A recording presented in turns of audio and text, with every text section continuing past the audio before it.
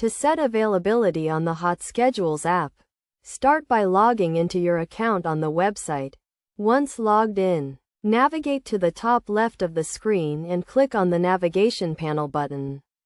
From there, hover over the Settings tab and click on the Personal option.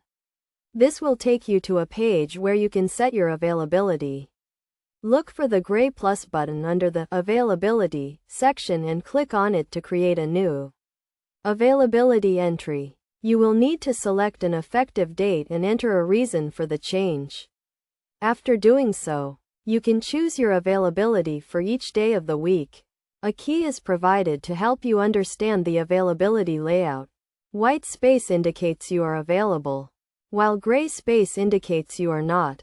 You can select your availability by clicking and dragging on the schedule. If you make a mistake, you can adjust the entry by clicking and dragging on the edge of the selected time period. You can also delete an entry by dragging it to the edge of the screen and releasing it.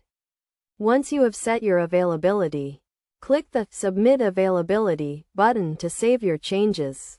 Your new availability will be applied, and you can switch between different availability entries or delete them if needed.